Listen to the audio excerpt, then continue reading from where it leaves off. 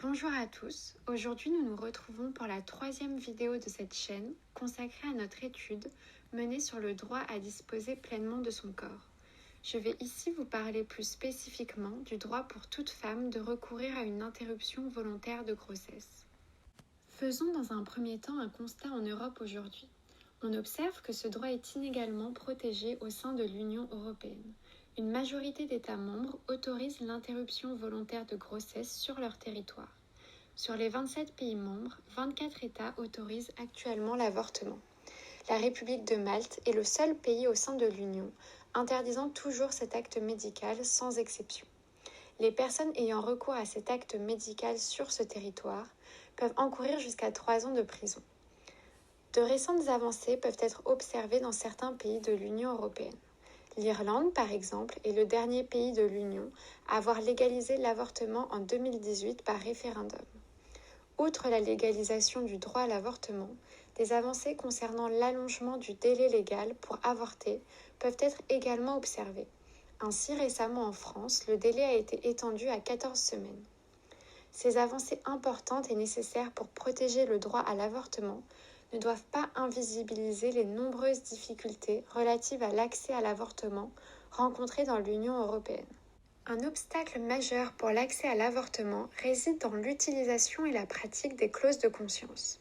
Ces clauses consacrent la liberté pour tout médecin de refuser de pratiquer un avortement.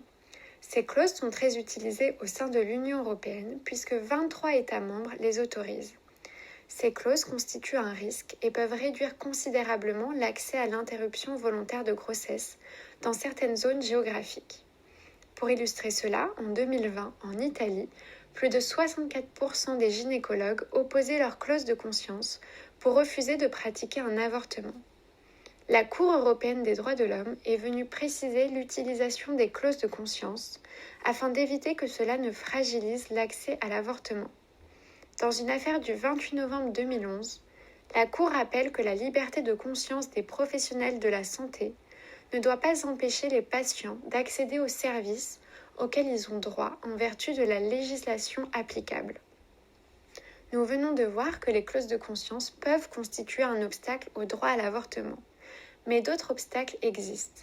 La situation est d'ailleurs assez préoccupante en Europe, comme nous allons le voir. L'accès à l'avortement est rendu difficile aujourd'hui par la propagation des mouvements dits anti-droit en Europe. Ces mouvements prennent de l'ampleur dans les États membres et au sein des institutions européennes. Ceux-ci prônent un retour vers une conception de famille naturelle. Cette conception se révèle dangereuse pour le droit des femmes à disposer pleinement de leur corps. En effet, cette idéologie encadre et limite le rôle de la femme dans la société, ainsi que l'utilisation de son propre corps. La femme aurait pour but naturel d'enfanter et ainsi n'aurait pas le droit d'avorter. Certains États de l'Union européenne affichent une politique assez restrictive de ce droit, voire carrément anti-avortement. Cela s'observe actuellement en Pologne. Depuis une décision du tribunal constitutionnel polonais du 22 octobre 2020, le droit à l'avortement a été drastiquement limité. Dans cette décision, les juges ont décidé que tout avortement qui serait effectué en raison de malformations graves et irréversibles du fœtus ou de maladies incurables qui menacent la vie du fœtus serait inconstitutionnel. Ce motif était un des rares à être encore autorisé pour pratiquer un avortement en Pologne. Un autre pays a vu sa politique se durcir sur ces questions. C'est le cas de la Hongrie. Dans ce pays, la législation est également stricte pour accéder à l'avortement. En théorie, l'avortement est autorisé jusqu'à 12 semaines, ce délai pouvant être prolongé dans certaines situations. Mais en pratique, le gouvernement prône une politique anti-avortement avec la mise en place de campagnes de communication dans les lieux publics. L'accès à l'avortement est ainsi rendu très difficile et la situation ne semble pas s'arranger. Depuis un décret datant de septembre 2022, le gouvernement a imposé une nouvelle étape obligatoire avant de procéder à un avortement. Depuis ce décret, toute personne demandant l'avortement doit écouter les battements du cœur du fœtus avant l'interruption volontaire de grossesse. De nombreuses organisations non gouvernementales ont condamné cette nouvelle étape qui aurait pour but d'humilier les femmes et les décourager dans leur choix d'avorter. Ces exemples permettent de comprendre que la légalisation est une étape essentielle pour affirmer le droit à l'avortement, mais cela n'est pas suffisant. Il est également nécessaire pour les États d'adopter d'autres mesures afin de garantir pleinement l'effectivité de ce droit. En Europe, il n'y a pas de consensus sur l'avortement, ce qui rend difficile l'adoption d'une protection commune. Au niveau de l'Union européenne, une majorité de pays autorise l'avortement, comme nous l'avons vu, mais il n'y a pas d'unanimité des États membres sur la question.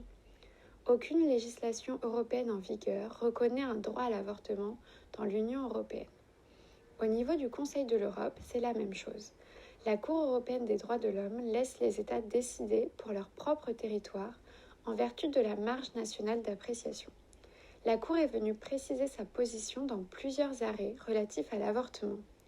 Dans une affaire Tisiak contre Pologne de 2007, la Cour est venue indiquer que l'avortement touche au domaine de la vie privée, protégé par l'article 8 de la Convention.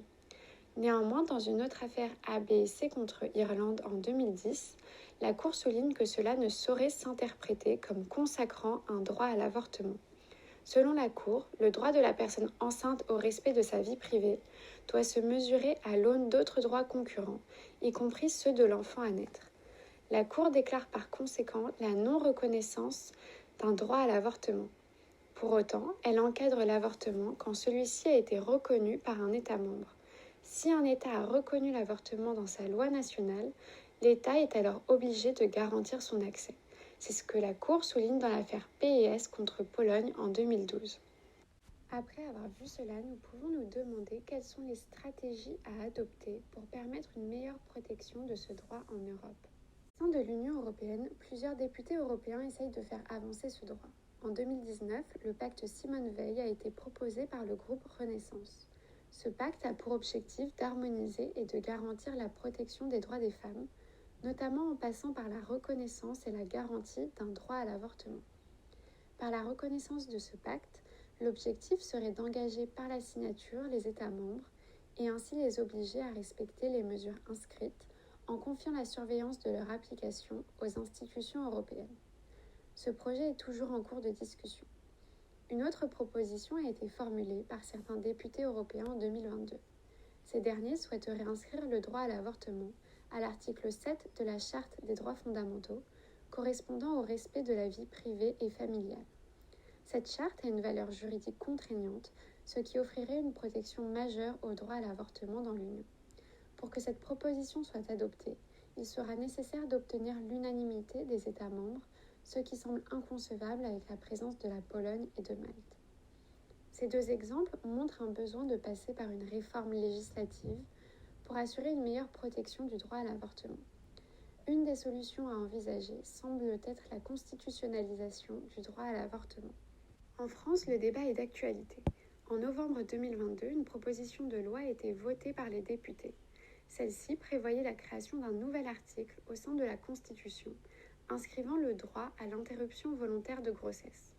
Avec ce nouveau droit, toute nouvelle mesure portant atteinte à celui-ci serait inconstitutionnelle. Cela aurait été une avancée considérable pour la protection du droit à l'avortement en France. Cependant, les sénateurs ont voté cette proposition de loi dans des termes différents. Celle-ci prévoit d'ajouter un alinéa à l'article 34 de la Constitution qui délimite le domaine de la loi. Cet alinéa ne reconnaîtrait plus un droit, mais la liberté de la femme de mettre fin à sa grossesse. Cet amendement est beaucoup moins protecteur. Ici, on ne parle plus d'un droit, mais d'une liberté. Un droit est opposable à l'État.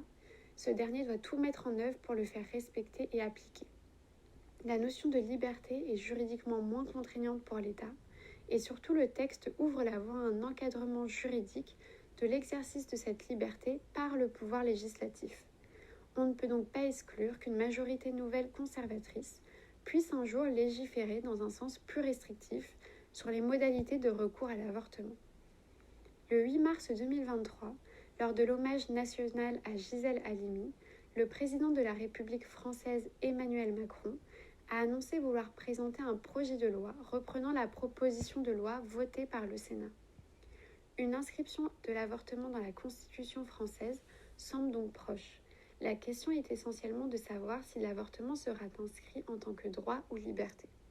C'est la fin de cette vidéo. Je vous laisse avec la prochaine vidéo sur le droit de vieillir dans la dignité présentée par Marine.